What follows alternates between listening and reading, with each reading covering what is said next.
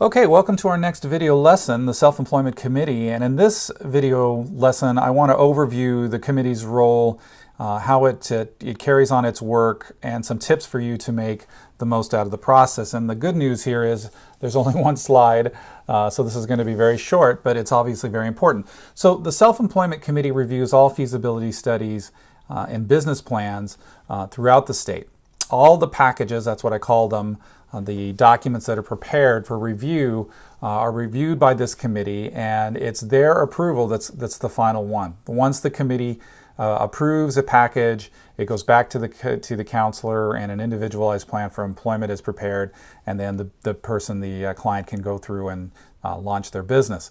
So they have an important role in really all of the work that you've done to get to this point. You've created the feasibility study, you've created the business plan, you've created all the support material, is really for this 1 hour meeting where folks are going to read everything that's been put together, everything that's been written, and decide whether or not this has merit.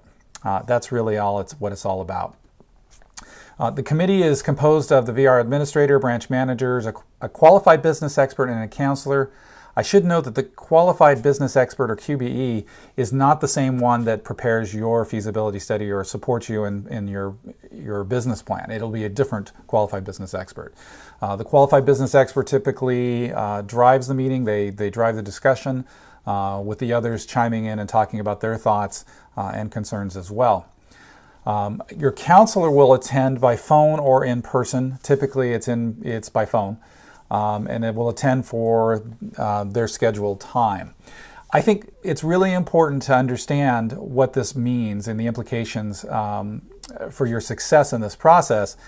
The counselor is there to answer questions by the committee. So the more informed they are about your business, the more informed they are about your disability, how this is all going to come together and create success, the more informed they are, the better they're going to be able to respond to the committee. And this is really critical. There have been a number of meetings that I've been to where the counselor has not been really included in the process or does not have all the information that they need to answer the committee's questions. At the worst, I should start with at the best, this will lead to delays because the committee will have questions and concerns and want to get those answers. The counselor will have to go back and answer those with the help of you and your qualified business expert. At the worst, it means that it doesn't sound like there's very much support. It could actually undermine the written material, the feasibility study and the business plan, undermine the committee's confidence that this is really a worthwhile idea. So I think having your counselor being informed and having all the details and information that they need to answer the committee's questions are critical. So the committee's job is to review all of this material and basically to issue the final approval. It usually takes, again, about an hour to do so. And the committee will have about a week to actually read everything. And what they'll bring to the committee is any questions or concerns that they have about the package. That's what the conversation is typically about, is any flaws, any missing information, or anything that they felt was weak or was an issue. That's what will be brought up and talked about. And then what will typically happen is that if it looks like there's a number of key issues or critical issues, they will go back and ask the counselor and the client and the qualified business expert to provide additional information. Now here's the key to this process. So this request to come back for additional information, you may learn about it the same day as the committee meeting if your counselor's right on it and communicating with you, but it'll probably take a couple of days for you to actually see the questions that the committee will have. It's really important that you jump on this as soon as you get them. Otherwise, this will lead to delays. Really, the ball is in your court. The faster you get this information together, the faster you return it to the committee, the faster that things will move along for you.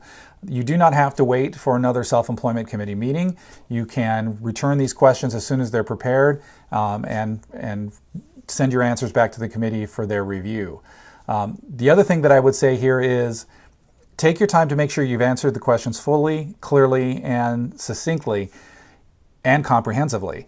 The committee is asking you this because there's either an issue unresolved, there's a concern, or there's questions because of some ambiguity in the information.